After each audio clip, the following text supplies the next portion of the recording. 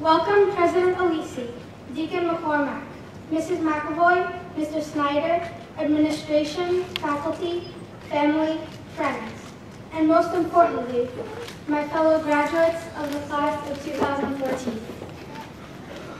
Let me begin with a thank you. Thank you, Genesis. Merci.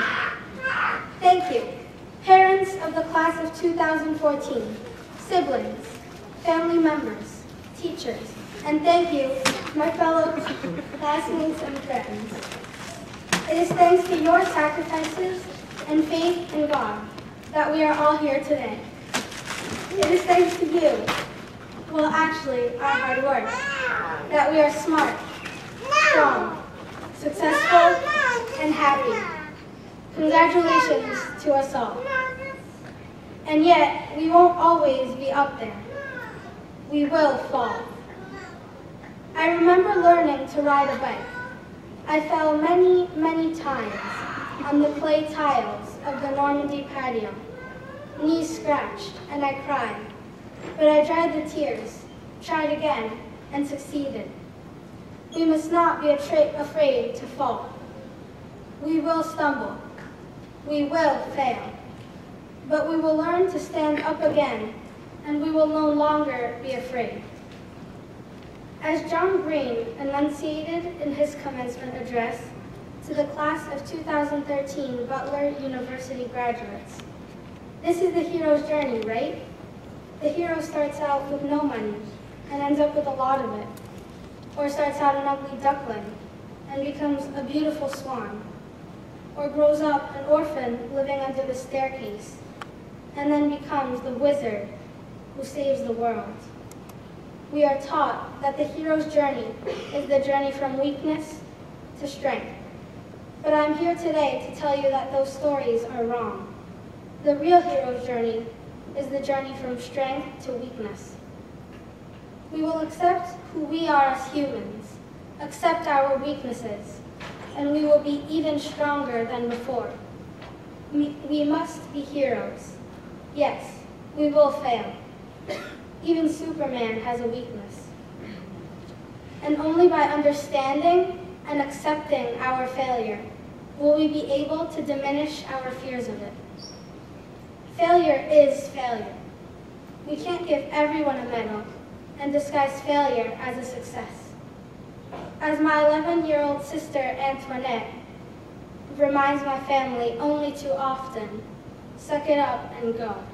A quote by Ed Helms reads, "Don't be afraid of fear, because it sharpens you, it challenges you, it makes you stronger.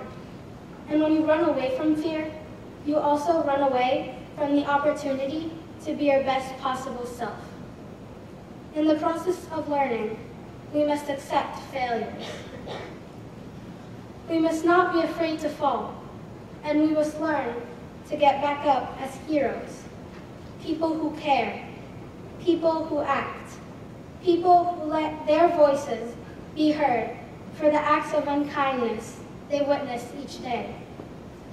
And I know this sounds cliche, because it's been repeated to us over and over again. That makes it important. Thanks to Genesis, thanks to the schools we will go to next year, and thanks to real life, which I'm pretty sure is not different from the life we lead now, we will learn to be heroes.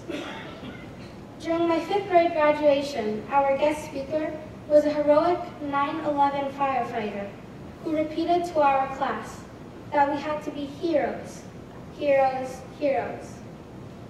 He was a hero, but the problem was that my 10-year-old mind didn't understand what it meant to be a hero. I can't be Superman. I can't be Captain America. What is it to be a hero? Do you need to wear a uniform? Do you need to have a fancy title? It took me 3 more years to more clearly understand the true meaning of the word hero.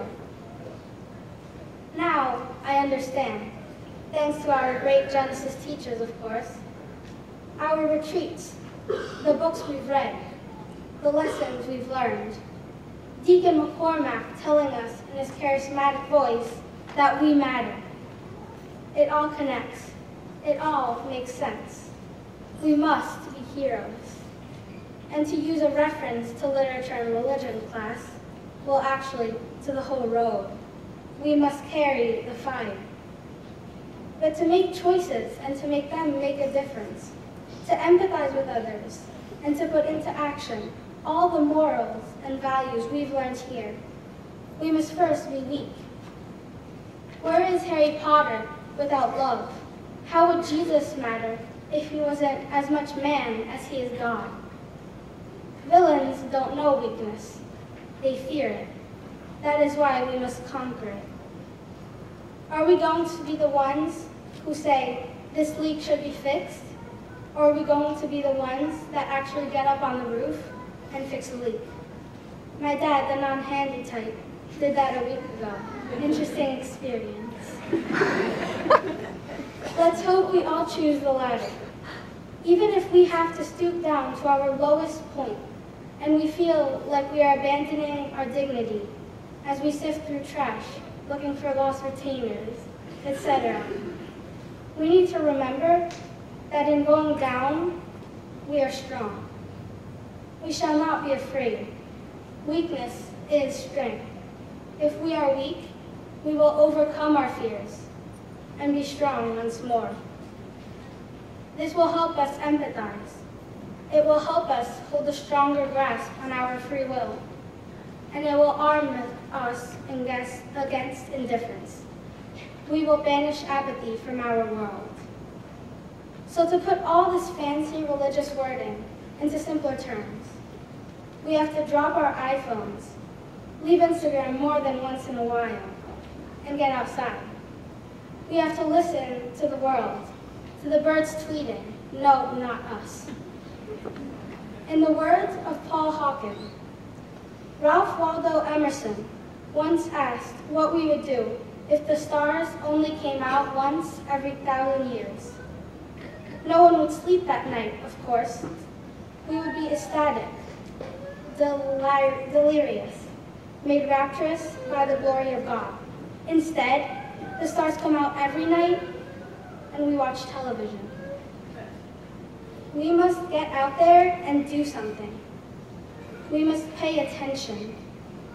We must care, just like all those present here care about us. Be a hero. Remember Genesis. Keep Genesis. And watch the stars every night.